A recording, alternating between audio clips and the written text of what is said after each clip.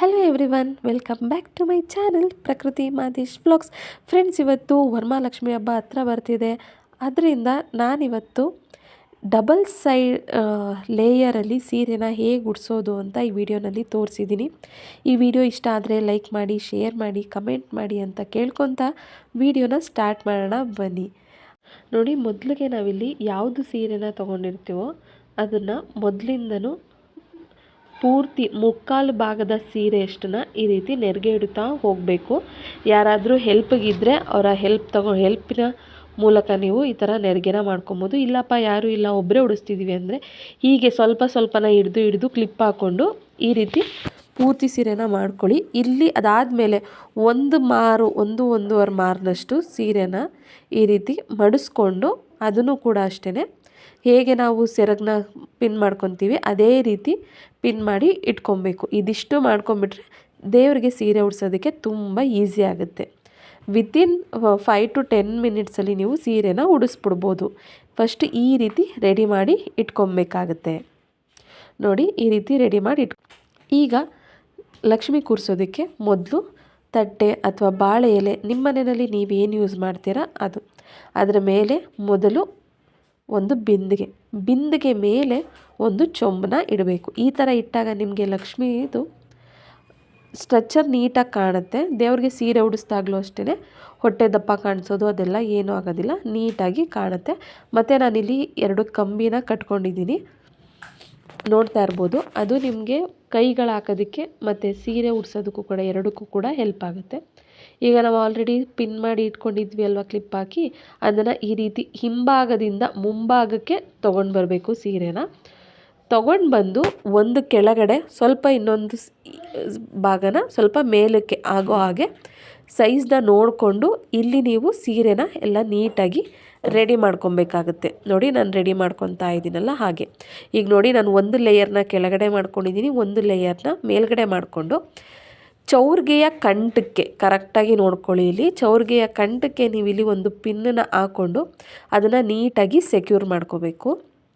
ಈಗ ನಾವು ಆಗಲೇ ಸೆರಗು ಹಾಕ್ಕೋಬೇಕಲ್ವಾ, ಆದ್ದರಿಂದ ಚೊಂಬಿಗೆ ನಾವಿಲ್ಲಿ ಬ್ಲೌಸ್ ಪೀಸ್ನ, ಈಗ ಕೆಲವೊಬ್ರಿಗೆ ಬ್ಲೌಸ್ ಪೀಸ್ ಕಟ್ ಮಾಡಿ ಉಡಿಸ್ತಾರೆ ಅಲ್ವಾ, ಅಂಥವ್ರಿಗೆ ಕೆಲವೊಂದು ಮನೆ ಪದ್ಧತಿ ಇರೋದಿಲ್ಲ, ಸೀರೆನ ಕಟ್ ಮಾಡಬಾರ್ದು ಹಾಗೆ ಉಡಿಸ್ಬೇಕು ಅಂತಾರೆ. ಅವ್ರು ಹಾಗೇನೂ ಕೂಡ ಉಡಿಸ್ಬೋದು.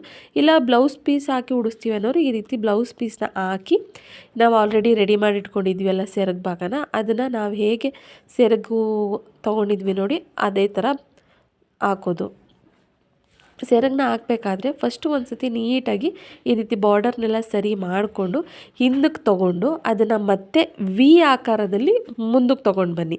ಈ ಥರ ತೊಗೊಂಡು ಬಂದಾಗ ಸೆರಗದ ಭಾಗದಲ್ಲಿ ಇರುತ್ತಲ್ಲ, ಅದು ಡಿಸೈನ್ ತುಂಬ ಗ್ರ್ಯಾಂಡಾಗಿರುತ್ತೆ ಅಲ್ವಾ ಪಲ್ಲು, ಅದು ನಿಮಗೆ ದೇವ್ರಿಗೆ ಉಡಿಸ್ದಾಗ ತುಂಬ ಚೆನ್ನಾಗಿ ಕಾಣುತ್ತೆ. ಅದನ್ನು ನೀವು ಹೇಗೆ ಪಿನ್ ಮಾಡಿರ್ತೀರ ಅಲ್ವಾ ಲೇಯರ್ಸ್, ಆ ಲೇಯರ್ಸ್ನ ಈ ರೀತಿ ಓಪನ್ ಮಾಡಿ ಇಟ್ಕೊಂಡ್ರೆ ನಿಮಗೆ ತುಂಬ ಚೆನ್ನಾಗಿ ಕಾಣುತ್ತೆ. ಈಗ ಆ ಪಿನ್ ಹಾಕಿರೋ ಭಾಗ ಎಲ್ಲ ಕಾಣಿಸ್ಬಾರ್ದು, ಮತ್ತು ದೇವಿಗೆ ಅದು ಸೊಂಟಕ್ಕೆ ಡಾಬ್ ಹಾಕೊಂಡಾಗ ನಿಮಗೆ ಸೀರೆನೂ ಕೂಡ ಅಷ್ಟೇ ತುಂಬ ಸ್ಟಿಫಾಗಿ ನೀಟಾಗಿ ಕೂತ್ಕೊಳ್ಳುತ್ತೆ. ಈಗ ನೆಕ್ಸ್ಟ್ ನಾವು ಹಾಕ್ಕೊಂಡಿರೋವಂಥ ಕ್ಲಿಪ್ಗಳನ್ನ ಬಿಚ್ಕೊಬೇಕು. ಇಷ್ಟೆಲ್ಲ ಮಾಡ್ಕೊಂಡು ಆದಮೇಲೆ ನಿಮ್ಗೆ ಏನಾಗುತ್ತೆ, ಸೀರೆ ಒಂದು ರೇಂಜ್ಗೆ ಎಲ್ಲ ನೀಟಾಗಿ ಸ್ಟಿಫಾಗಿ ಕೂತಿರುತ್ತಲ್ವ. ಈಗ ನಿಮಗೆ ಹೇಗೆ ಬೇಕೋ ಹಾಗೆ ನೀಟಾಗಿ ನೆರಿಗೆಗಳನ್ನ ಒಂದ್ರ ಪಕ್ಕ ಒಂದು ನೀಟಾಗಿ ಜೋಡಿಸ್ಕೊಂಡು ಈ ರೀತಿ ಪಕ್ಕವಾಗಿ ನೀಟಾಗಿ ಜೋಡಿಸ್ಕೊಂಡ್ರೆ ನೋಡಿ ಎಷ್ಟು ನೀಟಾಗಿ ಕಾಣಿಸ್ತಿದೆ ಅಂತ ಹೇಳಿ. ಈಗ ನೆಕ್ಸ್ಟ್ ನಿಮಗೆ ದೇವರಿಗೆ ನಿಮ್ಮ ಮನೆಯಲ್ಲಿ ಯಾವ್ಯಾವ ಒಡವೆಗಳಿದೆಯೋ ಒಂದರ ಕೆಳಗಡೆ ಒಂದು ಈ ರೀತಿ ನೀಟಾಗಿ ಹಾಕ್ಕೊಳ್ಳಿ. ಆವಾಗ ನಿಮಗೆ ದೇವರು ನೋಡೋದಕ್ಕೂ ಕೂಡ ಅಷ್ಟೇ ಲಕ್ಷ್ಮೀ ಅಮ್ಮನವರು ತುಂಬ ಚೆನ್ನಾಗಿ ಕಾಣಿಸ್ತಾರೆ ಅಂತ ಹೇಳ್ತೀನಿ. ನೋಡಿ ಎಷ್ಟು ನೀಟಾಗಿದೆ. ಈಗ ಒಂದರ ಕೆಳಗಡೆ ಈ ರೀತಿ ಒಂದರಾಗಿ ನೀವು ಇಟ್ಕೊಂಡು ಕಳಸನ ಇಟ್ಕೊಬೇಕಾಗತ್ತೆ. ನೋಡಿ, ಮುಖವಾಡ ಇಟ್ಟ ತಕ್ಷಣ ಎಷ್ಟು ಕಳೆ ಬಂತು ಅಂತ. ಈಗ ನೆಕ್ಸ್ಟು ಕೈಗಳನ್ನ ಹಾಕ್ಕೊಳ್ಳೋಣ.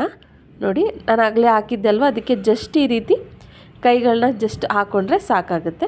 ಇದು ತೋಮಾಲೆನೂ ಅಷ್ಟೇ, ನಾವು ಆ ಕಬ್ಬನ್ನ ಕಟ್ಟಿರೋದ್ರಿಂದ ಅದಕ್ಕೆ ಜಸ್ಟ್ ಹೀಗೆ ಪಕ್ಕದಲ್ಲಿ ಇಟ್ಟರೆ ಅದು ನೀಟಾಗಿ ಕೂತ್ಕೊಳ್ಳುತ್ತೆ. ಈಗ ಪ್ರಭಾವಳಿ ಹಾಕ್ತಾಯಿದ್ದೀನಿ.